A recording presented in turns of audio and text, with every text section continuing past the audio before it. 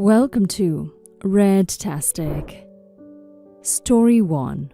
Am I the a-hole for asking my sister-in-law to disinvite 5 randoms she invited to Christmas dinner? I'm hosting without asking. Sister-in-law recently informed me she had invited a couple of her friends who have no family to the Christmas lunch I'm hosting, plus their daughter and the daughter's boyfriend. What happened to no family? Plus sister-in-law's uncle, whom no one who knows him, I don't, likes, nor wants to spend time with. I wasn't asked, I was told. I said I would think about it. I'm hosting in a 2-bedroom apartment, having my 99-year-old mobility aid dependent grandmother, my 81-year-old severely Alzheimer's affected, mobility aid dependent father, and 6 others already. It's likely to be both dad's and grandmother's last Christmas. Neither do well with noise or unfamiliar people and circumstances. I recently delivered the verdict to sister-in-law, backed by my mother and nursing home staff, that the extras were a no-go. Too much for dad, who was likely to behave aggressively. But since her uncle was family, conceded to having him join us. Sister-in-law became rather peeved.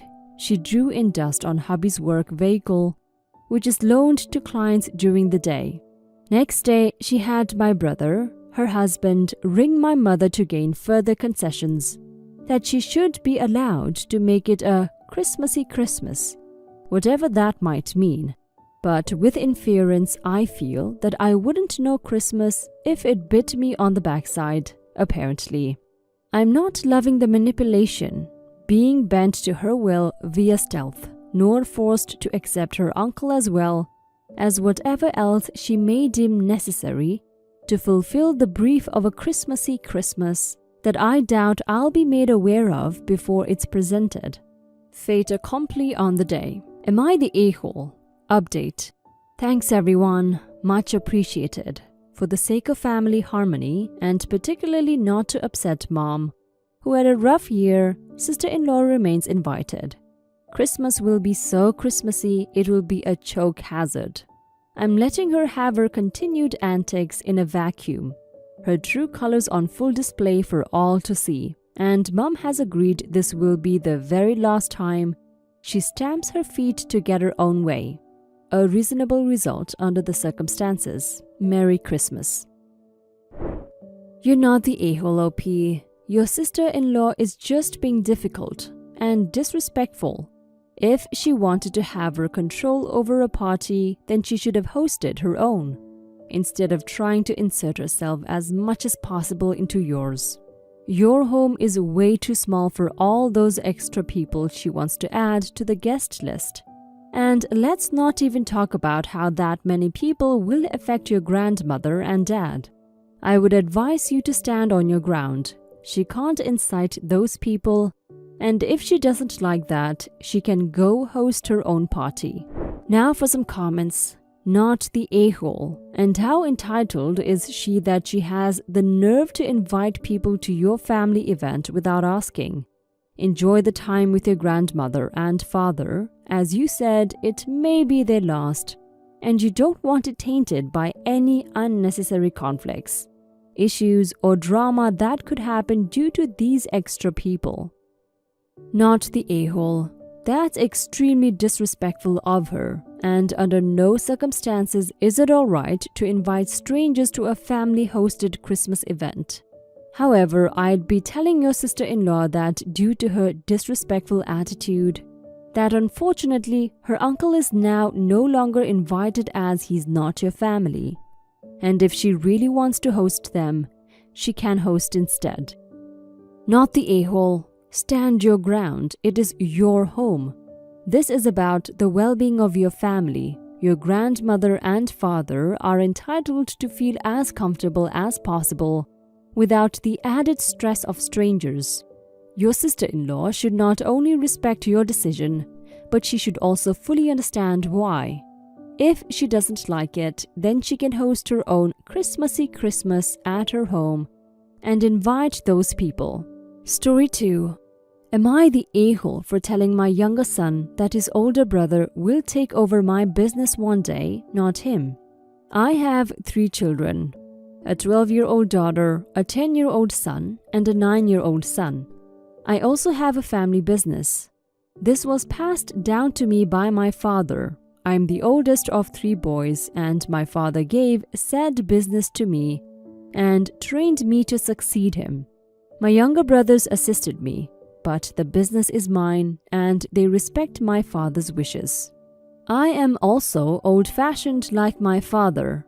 I believe the oldest son inherits the family business and in many ways becomes the new head of the main family. The younger brothers are meant to help the older brother. As such, when my oldest starts reaching his teens, I will start showing him how things work. And eventually when I retire, the day can't come soon enough. He will take my place and pass it on to his son. His younger brother would help him. I told my youngest son this, and my wife is very upset that I told him. In her mind, I'm playing favorites and I'm making my youngest feel excluded. I love all my kids very much. I would die for each of them right now.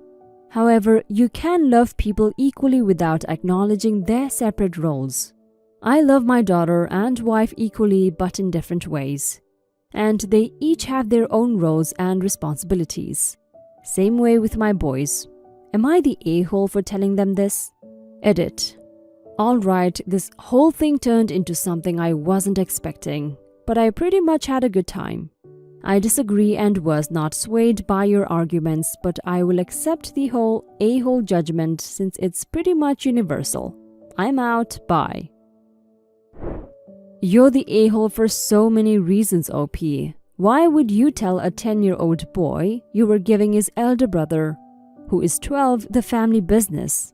Your wife has every right to be mad at you because even if this is how you want to do things, they are way too young to know this. Your eldest is way too young to be saddled with this responsibility too. What if he doesn't even want the family business? What if it's your daughter that's interested? I'm sure you will dismiss her and force your son to do as you say because you're old-fashioned. That's not being a good father, OP. That's being a misogynist and a controlling father. I really hope you reflect and learn how to handle this better when the time comes. Now for some comments. You're the a-hole. Treat your kids equally and fairly. Or admit to them you don't love them equally so they can at least know why you're screwing them for things they have no control over. When you're gone, the siblings will have no contact with each other when you force them to butt heads and not treat them equally, causing a massive rift in your family and that legacy you care so much about. You're the a-hole for skipping your daughter in the first place, unless she does not have an interest in it and unless she has some sort of disability. She is just as capable as your sons. That being said, because it is not what you asked about, yes, you're the a-hole for telling your sons that. Just because he is the oldest does not make him the most capable. And you should not be excluding your younger son, to brother's helper, just because of his age. You're the a-hole for all the reasons stated above.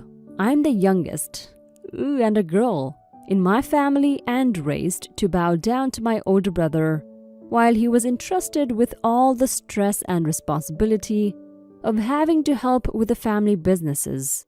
Guess where he is now? An over-the-hill loser that can barely hold down a job.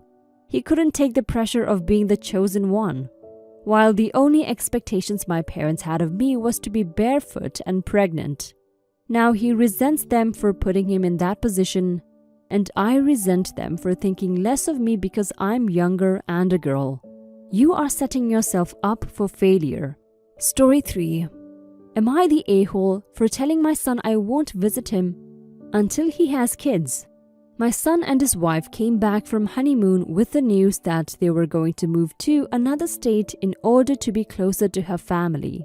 This is because they plan to have kids and it will be much easier to get help from her family, which is bigger than ours. We had a bit of a conflict over this, but once things settled, my wife and I decided to work out how this would work for us, as our son expected us to visit them. The thing is, the only way we could visit them is if we flew over to their state, which would take 5+ hours, and traveling by car is not realistic as it is 40+ hours away. Not to mention the costs, as we would have to pay for accommodations. All of this to stay a weekend, which is the amount of time that my son expects us to stay around. Both me and my wife considered this too strenuous and not that viable for us. I told this to my son and mentioned that once they had kids, we could make more of an effort, but until then we would only visit them at the end of the year. He and his wife both got upset and told us that we were clearly doing this to punish them for deciding to live near her family. Now it seems that they have decided to cut off contact with us, and I can't help but wonder if I'm the a-hole on this. Now for some comments. You're the a-hole. If money or health issues etc. are the true reason for not being able to make the trip, then you should have said that. Or if you don't want to make the trip only to stay a weekend, and are hoping your son can accommodate you and your wife for a week etc., you should have said that. Based on your phrasing, you sound like you are absolutely punishing them for moving across the country. I'm sure their decision is painful for you, but you went about things the wrong way. I'm going to go with not the a-hole, and here's why. Now there's a lot of speculation in this, so bear with me. As you get older, traveling sucks and is pretty much a burden. Plus, this trip is expensive and only takes place for a short amount of time.